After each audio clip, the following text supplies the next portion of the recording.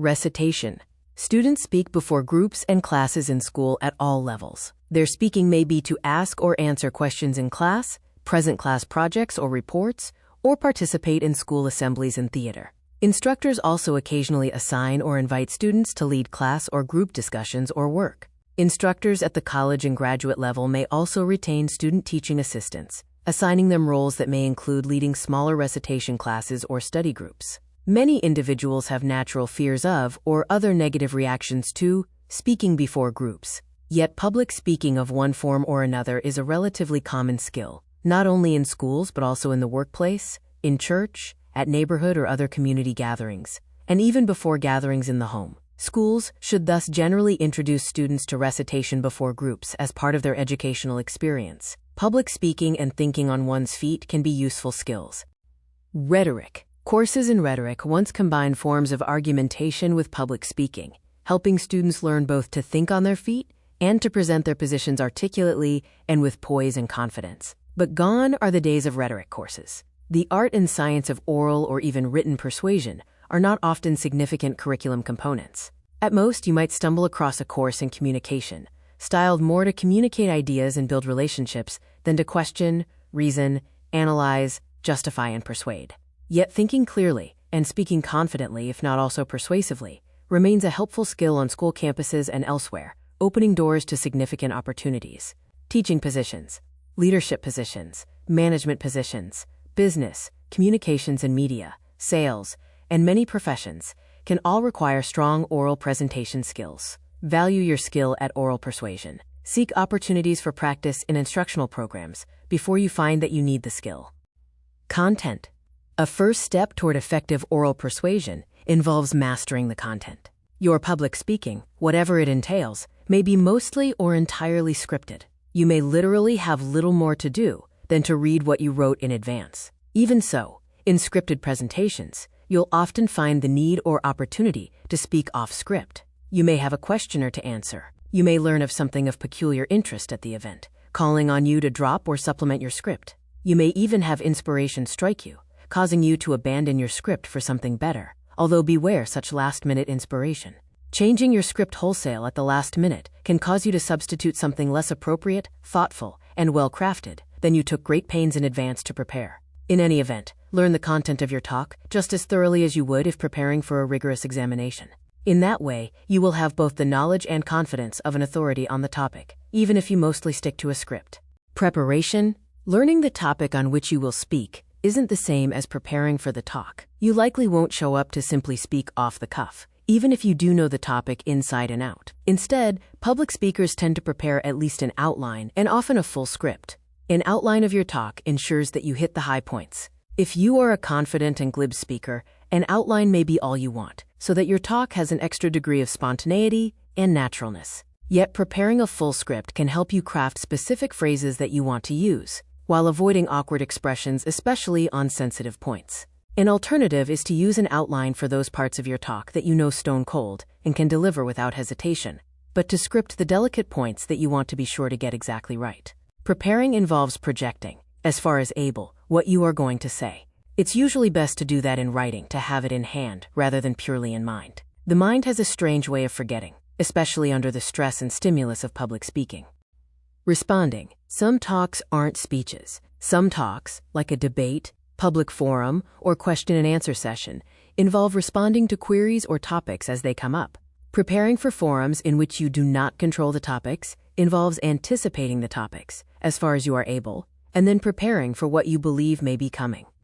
Outlining or even scripting answers for questions you are sure that you'll encounter can be a good idea, especially if your answers to those questions are critical to your talk's success. Consider using a flowchart or diagram outline so that you can readily move through your outline to locate the appropriate response. Moot practice or mock arguments with classmates, family members, or friends, and use of artificial intelligence queries can help you anticipate the likely questions. And don't necessarily restrict your preparation to the obvious questions. Prepare for obvious, likely, and somewhat likely questions. Consider preparing, too, for a couple of off-the-wall questions. Think of the craziest things someone could ask, and prepare an answer, even a humorous answer. Those sorts of memorable responses can win a debate. Practice. Having an outline or script for your talk is preparation. It's not practice. Once you have a clear idea of what you are going to say, practice saying it. Don't just subvocalize your talk while seated behind a computer screen. Stand up and rehearse it in full voice. Changing your posture from the seated position in which you write and read your script can alone throw you off. Get used to standing, using a lectern, or taking the other position in which you'll give your talk. And get used to hearing your own voice. Practice until you can give your talk with the confidence that meets your own standard. Try giving the talk in front of a family member or friend too. They can help you learn to look at your audience and get used to audience faces, movements, and expressions. If your talk requires that you hold a microphone, then practice doing so. A poorly or inconsistently positioned handheld microphone can make a mess of a talk. Memorizing. Depending on the forum and stakes of your talk, you may want to fully memorize your script. Reciting your script aloud without looking directly at it, while only glancing at it for reminders, should gradually get it firmly in your mind. After enough rehearsals, you should be able to recite from memory without even having it around. Once you have it firmly in mind, rehearsing it now and then, such as when walking, driving, or doing another activity that does not require concentration, can keep it fresh in mind and solidify the memory of it. One benefit of memorizing is that you can then use full eye contact with your audience and even move around, away from the lectern where you may have a copy of your script or outline. Having a copy of your script handy, even though you've memorized it, can help ease your jitters and ensure that you can resort to it if conditions throw you off course. That's the way skilled presenters often use an outline or script, without reference, but as a reference aid in a pinch.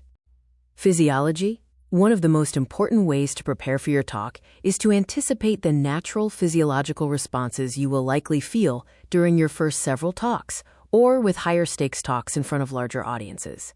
If you anticipate your body's natural responses, those responses won't alarm you or throw you off so much as they would if taking you entirely by surprise. Novice speakers may feel stomach upset, ringing ears, pounding heart, shortness of breath, and shaking hands just before beginning their talk, related to adrenaline and elevated blood pressure.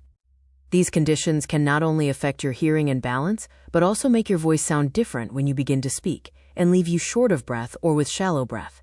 Don't let the onset of these symptoms make you think that something is seriously wrong with you, compounding your concern. Instead, recognize that they are normal responses for a novice preparing to give a challenging talk. Control what you can control. For instance, clasp your hands together or hide them to conceal their shaking, both from the audience and from you. Take a deep breath or two if you feel faint, but also don't hyperventilate. Manage your physiologic response as best you can until it gradually disappears, usually partway into your talk. Future talks should ease until you feel no unusual response. Techniques. Speakers use various techniques to control, reduce, or mask their physiologic response. One technique is to admit your nerves, certainly to yourself, but perhaps even to your audience. A small acknowledgement, perhaps that it's your first talk, humbly, or that you didn't expect to see so many people, humorously, can steady your nerves and draw some audience sympathy, or at least explain to the audience your slightly rattled condition, which should soon pass. Another and better technique may be to ignore how you're feeling and instead lean into how you feel about the topic, presumably passionately. Your passion should quickly displace your nerves. Another technique is to steady yourself with one hand on each side of the podium. A firm grip on the podium can subtly translate into a firm grip on yourself and your topic. Even an extra hard squeeze on the notes or microphone you hold in your hand can remind you that you've got a good grip on the topic and on yourself. Another technique is to visit the venue in advance of your talk, even taking the stage or podium if the venue is vacant. Accustoming yourself to the venue can substantially ease a first fright or shock. Having these few techniques in mind can give you positive steps to take when feeling out of control, minimizing that alarming sense. Posture. Be deliberate about your posture when speaking publicly. Prefer standing to sitting. Prefer standing behind a lectern where you can place your outline or script and on which you can steady yourself with a hand or two hands. If the lectern is larger than you are comfortable standing behind and looking over, then move to its side, where you can still have your notes on the lectern and steady yourself with one hand but look directly at the audience, unimpeded by the lectern. If you reach a degree of comfort with your talk and don't need your outline on the lectern, then consider moving slowly about in a natural manner to address the audience left, right, and center. But don't pace back and forth. Also, avoid overuse of the hands. If you can't naturally control your hands, then grip the lectern with them. Watch yourself in a mirror as you stand and talk, to pick up on and correct unnatural movements or slovenly posture. The print and digital guides include abundant additional information.